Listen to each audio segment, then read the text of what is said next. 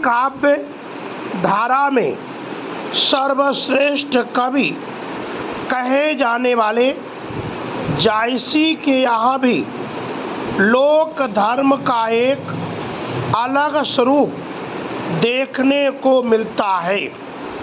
जैसा कि संतों के यहाँ हमें आध्यात्मिक चिंता के समानांतर सामाजिक चिंता का दर्शन होता है, वैसे कुछ सामाजिक विषय सूफियों के यहाँ नहीं दिखाई पड़ता है।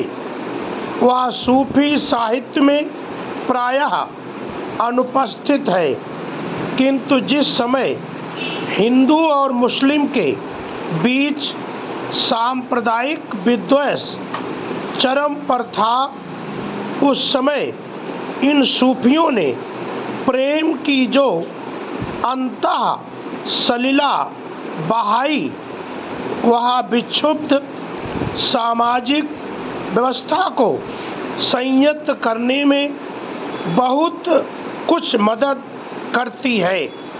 इन कवियों की प्रेम की पीर के चलते इनकी लोक चिंता को देखा जा सकता है। जैसा कि विजय देव नारायण शाही का कहना है कि जायसी सूफी कवि हो ना हो, प्रेम के कवि अवश्य हैं। आचार्य शुक्ल ने भी जायसी के धर्मनिरपेक्ष सोच की सराहना की है।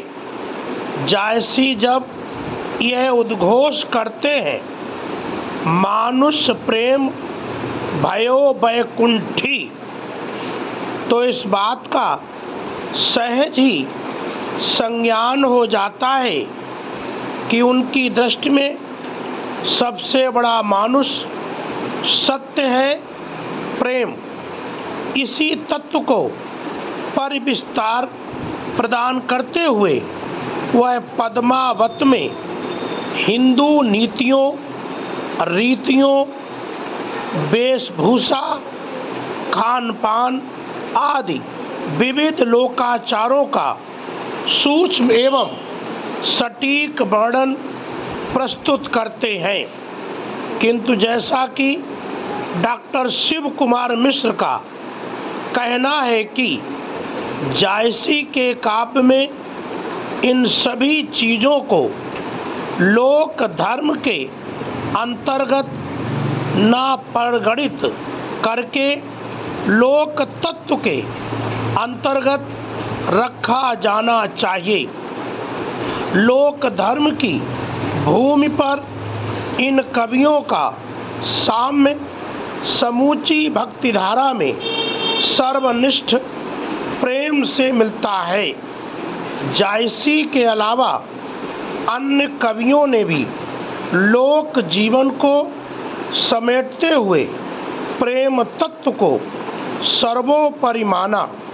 यद्यपि इनके यहाँ संत साहित्य की भक्ति लोक धर्म की स्थिति नहीं है, किंतु जिस प्रेम की व्यंजना इन्होंने की, वह समय के उस नाजुक दौर में सूफी साहित्य का सामाजिक, सांस्कृतिक और साहित्यिक प्रदय ही माना जाएगा। पैरा कालांतर में अनेक कारणों से निर्गुण भक्तिधारा सगुण भक्तिधारा के नीचे दब गई।